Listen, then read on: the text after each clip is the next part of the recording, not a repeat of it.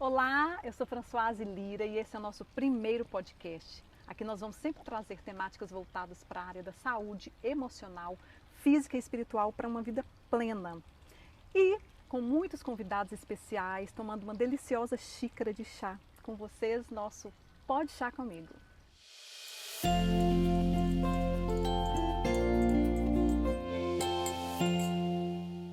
E antes de começarmos o nosso primeiro episódio, eu gostaria de fazer um agradecimento muito especial para a pessoa que me ajudou a escolher esse nome, meu eterno cunhado Ari, muito obrigada. E a parceria com Jean Assis Estúdio e Bosque Eventos. Muito obrigada por estar comigo nessa. Pode chá comigo. E para o nosso primeiro episódio, nós escolhemos um tema que é de extrema importância para a saúde emocional, que são as relações interpessoais. Relacionamentos conturbados causam estresse, descontentamento, frustração, o que não é bom para a nossa saúde emocional. E é por isso que eu trouxe hoje, nesse primeiro episódio, muito especial, a Cristiane Trani, que é uma pessoa especializada em advocacia sistêmica. Cris, muito bem-vinda! Fran, é uma honra estar aqui com você, um prazer estar com vocês nesse seu primeiro Pode Chá com a Fran. Nós estamos muito honrados com a sua presença e a gente queria que você falasse um pouquinho do seu trabalho, como que você usa o seu trabalho para ajudar as pessoas nas relações. Ok, eu sou advogada, já tem 22 anos, eu me especializei em direito sistêmico ou constelações familiares, que é um tema não novo, porém é uma novidade aplicada ao direito, notadamente nos casos de direito de família, onde chega no judiciário vários problemas de relacionamento, marido, mulher, pai e filhos, onde que nós temos que dar uma visão inclusiva e um olhar mais sistêmico e com a ideia sempre de trazer a consciência dos pais, principalmente o do casal, nos relacionamentos. Cris, nós esquecemos de uma coisa muito importante. A gente Sim. tem que tomar um chá enquanto a gente conversa. Então, eu vou te servir Oba. um chá de mirtilo, que eu fiz especialmente para esse momento. E mirtilo é uma frutinha muito, muito antioxidante. Então, a gente quer ficar bem, né? A gente quer envelhecer bem, com saúde. Então, vamos tomar chazinho de mirtilo. Perfeito! Cris, é possível alcançar equilíbrio nas relações humanas, já que as pessoas pensam muito diferente umas das outras, agem diferentemente? Como que isso é possível? Fala pra gente. Fran, é bem simples. Num relacionamento entre casal, a ideia é que cada um permaneça no seu lugar. A mulher, a esposa, esteja no seu lugar de esposa e o homem, marido, esteja no lugar de marido. Isso vale também para o casal homossexual, onde sempre tem um com uma energia mais feminina e o outro com uma energia mais masculina. Assim, se cada um permanecer no seu lugar, sem querer tomar o lugar do outro, o relacionamento flui. O que eu quero dizer com isso? Hoje, acontece muito da mulher tomar o lugar do homem. Ela pega tudo para si e esquece que num relacionamento tem que ter sempre esse equilíbrio. O que o Bert fala é o equilíbrio de dar e receber. Então, a mulher que trabalha fora, ela precisa sim exercer o seu melhor profissionalmente, mas quando ela retorna em casa, ela tem que voltar para o seu lado feminino. E o homem, por sua vez, ele tem que permitir que a mulher volte para o seu lado feminino. Não é que entre tarefas domésticas, não é isso. Mas a mulher tem que ser feminina, tem que ser mulher. Sim, mas aí tem uma questão de uma certa injustiça, que o homem, por achar assim, que a mulher tem que ter o papel, eles acreditam muito que esse papel é aquele de cozinhar, aquele de cuidar dos filhos, e aí acontece um relacionamento meio que injusto. A mulher às vezes trabalha fora, chega em casa, vai cuidar da janta, vai cuidar dos filhos, vai fazer para a casa. Então aí eu já vejo uma certa injustiça. Tudo bem se a mulher não trabalha, ela fica em casa, tudo bem, ela pode pegar mais responsabilidades, mas é muito incoerente ter que dar conta de tudo, né? Dar conta de um trabalho lá fora, de estudos, ainda ter que dar conta da casa, dos filhos. Isso não é assim, na sua opinião, um relacionamento injusto? Um relacionamento pesado. Isso, pesado. Sim, nós não precisamos ser as Mulheres Maravilhas. Sim. A gente quer ser, quer tentar ser, mas isso torna um relacionamento abusivo. Como que a gente pode sair dessa? Um diálogo. Senta com seu companheiro, senta e fala com uma linguagem não violenta, expõe o seu sentimento.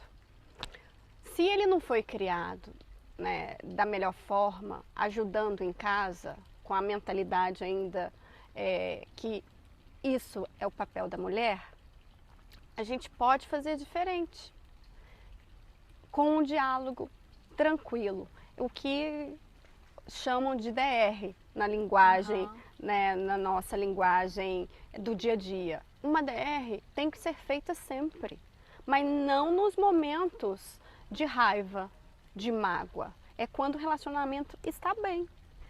Chama seu companheiro e coloca. Olha, coloca seu sentimento. Eu trabalho o dia inteiro assim como você. Então, quando eu chego em casa, eu também quero descansar. Só que nós temos tarefas que devem ser feitas, que ninguém gosta de fazer, que são repetitivas. Todos os dias tem que colocar a roupa na máquina, passar pano, lavar banheiro. Então, como que nós vamos fazer? Como nós vamos dividir as tarefas? Isso principalmente quando você não tem uma pessoa que te ajude na casa diariamente.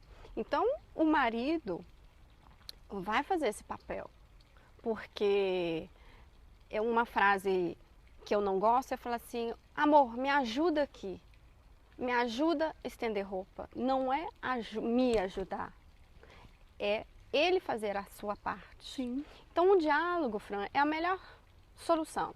Eu vou cozinhar, então você vai lavar. Sim, aí é um relacionamento de justiça. Sim, que você dá e recebe. Exatamente, mantém o equilíbrio. E esse diálogo tem que ser da melhor forma possível. Como? Através da conversa não violenta. Você expõe: olha, eu deixo a casa toda arrumada. E quando eu chego, vejo que a roupa está espalhada, a toalha está jogada em cima da cama. Eu me sinto muito frustrada. Aí você faz o pedido. Da próxima vez, você pode, por favor, pendurar a toalha no varal, ou então deixar a toalha molhada no banheiro, porque o homem, ou a pessoa que você convive, ela não sabe o que te passa na sua cabeça. Às vezes para você está claro, mas para o outro não. Então senta, conversa e na paz, na tranquilidade e com muito carinho.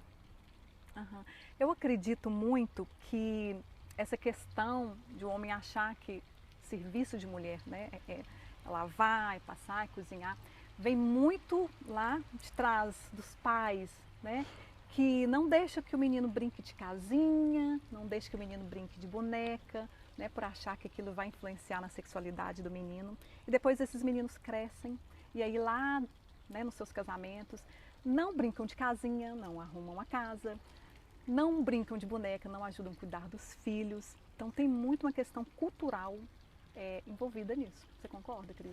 Concordo, mas ainda bem que isso está mudando.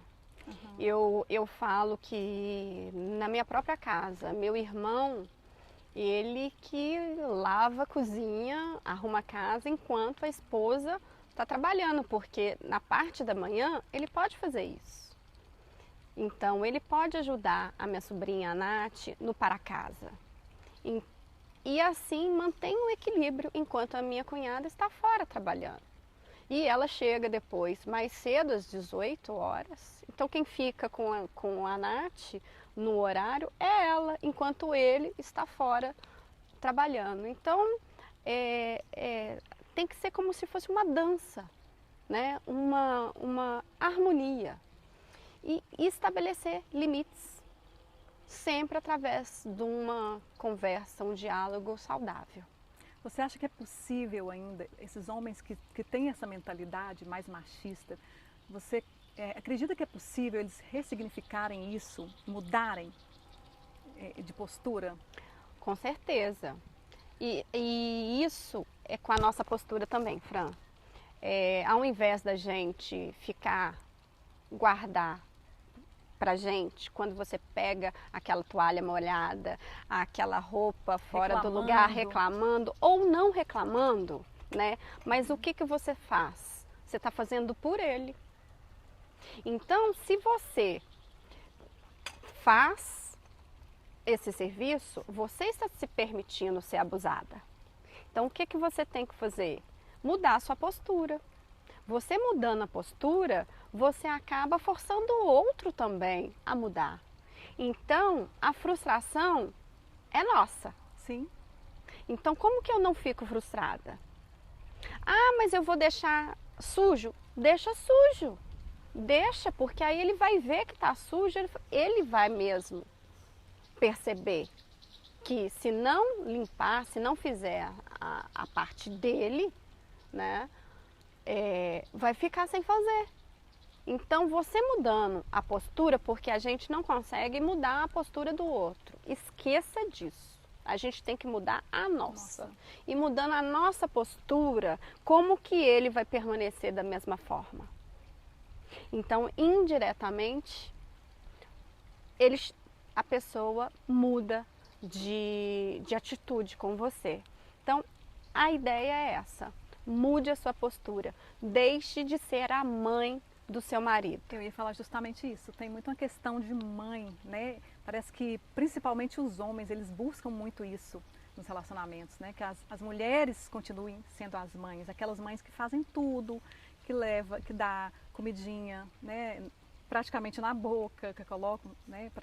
Fazem tudo por eles, né? Então muitos buscam isso ainda nos casamentos. Mas é errado. A mulher não pode ser a mãe, exatamente o que eu falei no início. Você não pode sair da postura de esposa para ser a mãe do seu marido, porque mãe de marido não tem relacionamento sexual. Como que faz essa diferenciação? Porque às vezes a mulher também quer agradar. Ela quer fazer um café da manhã, não de café da manhã na cama, quer deixar o café da manhã pronto para o marido, ou quer colocar o prato do marido.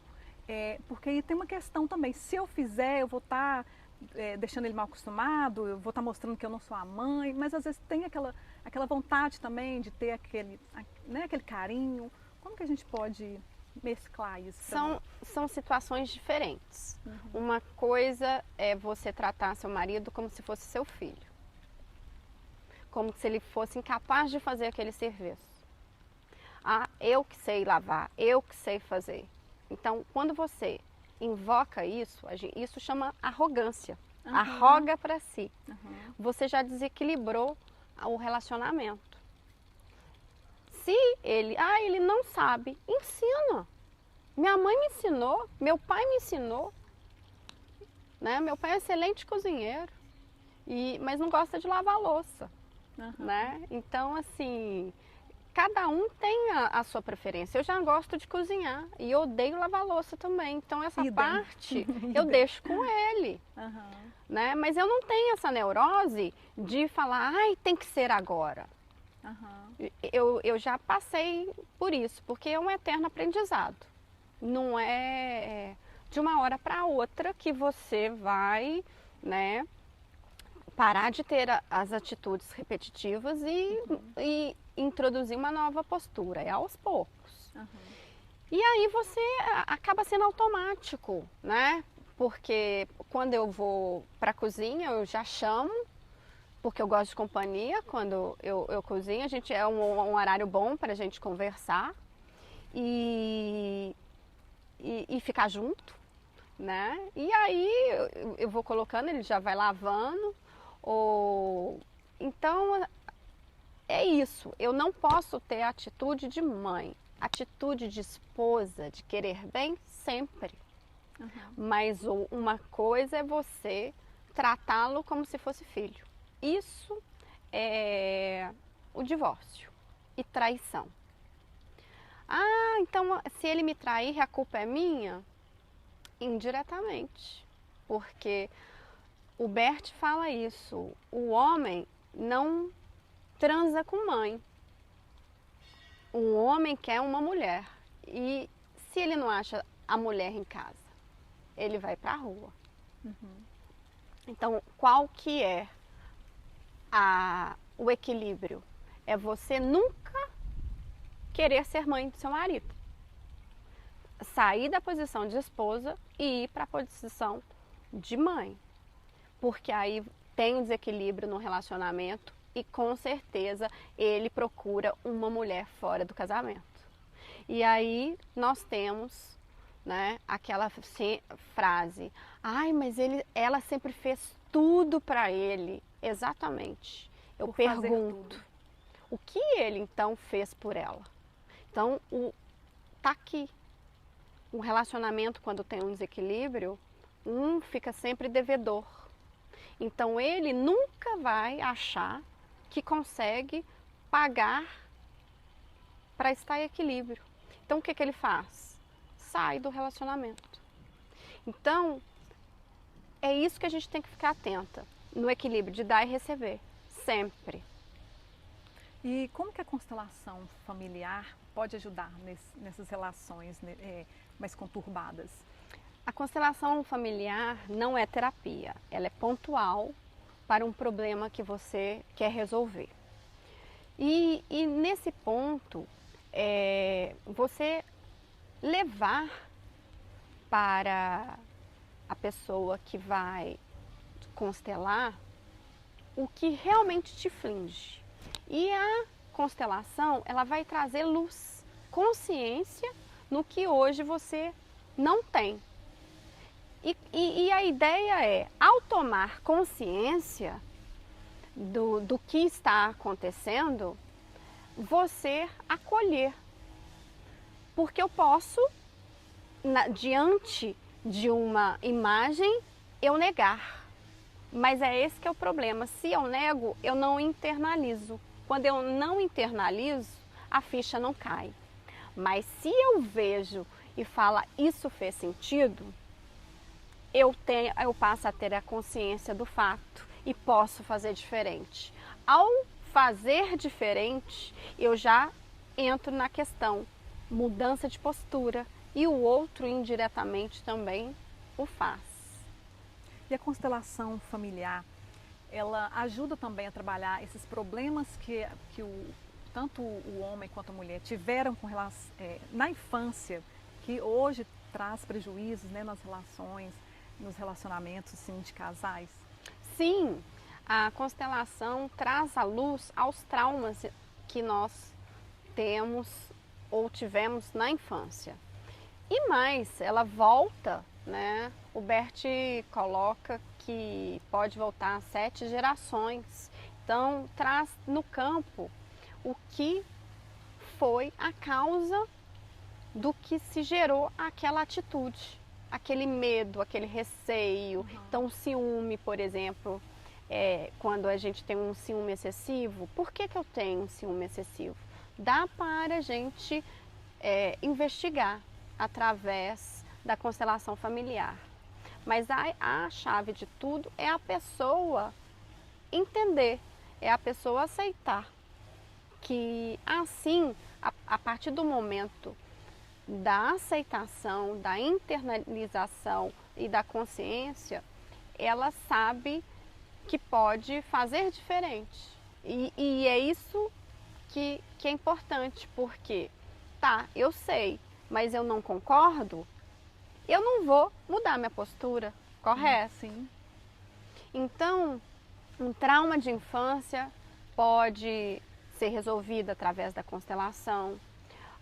Muitos, por exemplo, falam, mas eu tenho um dedo ruim, meus relacionamentos, eu termino e pego, por exemplo, o mesmo homem com a mesma personalidade. Justamente é para esse caso. Por quê? Então vamos ver, né, o porquê disso, para você dar um basta. Então,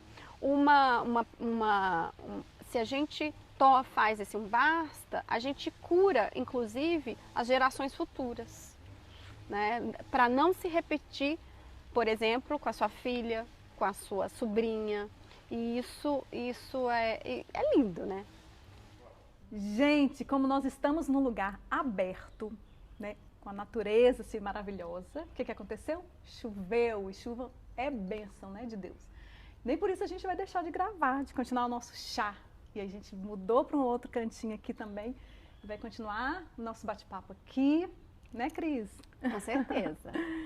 Cris, voltando ao assunto, é o seguinte, eu acho que uma das maiores dificuldades que eu percebo assim, nas relações, nos relacionamentos, é o entendimento entre as pessoas, entre as partes. As pessoas querem muito só falar, todas acham que tem razão, né? É muito difícil a gente perceber uma relação em que tem uma escuta mais ativa das partes. Como a gente pode desenvolver essa escuta ativa se a gente não tem ela? É como você falou, Fran, desenvolver. Uhum. Nós não sabemos, muitas vezes, nos comunicar com os nossos familiares mais próximos. Seja marido, mulher, filhos. E a linguagem, ela se torna agressiva. Por isso que é uma construção, é um treinamento, uma comunicação não violenta. Mas, antes de tudo, todo relacionamento, nós temos que parar de julgar o outro e termos empatia. Por quê?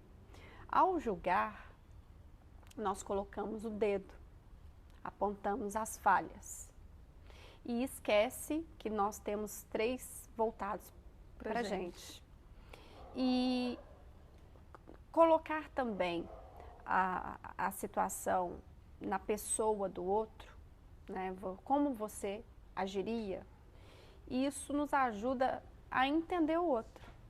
Então, nos relacionamentos hoje falta isso, a empatia e como conversar, como que eu vou me comunicar menos ou de forma menos violenta. Então, não deixe de se expressar, colocar o seu sentimento e fazer um pedido com tranquilidade, com calma, para que aquela atitude não seja repetida novamente. Mas é tudo um aprendizado, tem que colocar em prática. Cris, de tudo isso que foi falado aqui, para mim a palavra que fica é empatia. Porque a pessoa que é empática com o outro, ela vai conseguir ter uma comunicação mais ativa, né, uma escuta mais ativa, e ela não vai usar uma comunicação violenta. Então, a empatia é a base de tudo para um relacionamento saudável. Você concorda? Sim, com certeza. E dentro da empatia, sempre há o equilíbrio. Uhum. Se eu procuro entender o que a pessoa sente, se eu tenho e mantenho uma comunicação saudável, um diálogo saudável, eu estou em equilíbrio com o meu parceiro, com o meu companheiro. E o equilíbrio é fundamental em todo relacionamento, o equilíbrio de dar e receber. E para manter esse equilíbrio, basta você sempre procurar fazer um pouquinho mais. E o outro vai perceber e vai fazer um pouquinho mais. E isso se constrói todo relacionamento e o dia a dia. Exatamente. A empatia, como desenvolver uma empatia, né? Eu acredito que a gente deixando de dar muito, colocar muitas nossas questões pessoais e olhar sempre um pouco o lado do outro. Para o outro. Isso é fundamental. E saber a sua necessidade e do outro, sempre. Deixar de ser egocêntrico, digamos assim. Pensar um pouco mais no outro. Pensar do que na gente. no seu parceiro, principalmente na pessoa que você escolhe para estar ali ao seu lado. Que é importante a opinião dele. E muitas vezes saber ceder. A mulher, ela não precisa sair da posição de mulher. Ela pode manter a sua postura feminina e saber exigir na hora certa e ceder também, como eu já coloquei como uma dança, né? E uma dança precisa de parceiros andando no mesmo caminho, no mesmo ritmo. E se Boa comparação. pisar no pé do outro, que bom, vamos ajustar a dança e vamos voltar a dançar. O erro sempre pode ser aperfeiçoado. Não existe perfeição. O Bert já falava isso. A perfeição não existe, né? Ela não existe evolução. Mas o que está errado, sim. E é exatamente nisso que tem que ser visto. O que podemos melhorar? E não desistir. Desistir nunca. Desistir nunca. Nunca desistir do outro. Exatamente. Principalmente quando há amor. Principalmente. Cris, muito obrigada pela sua presença aqui no nosso primeiro podcast. É uma honra para mim estar te recebendo. Eu quero já deixar o convite para outros. A gente tem muito assunto para falar, com certeza. E agradecer você também que nos acompanhou até aqui. Pedir para se inscrever nesse canal, curtir, mandar para outras pessoas. Ficar atento que todas as quintas-feiras às 20 horas nós teremos novos vídeos. Muito obrigada. Tchau! Tchau, tchau!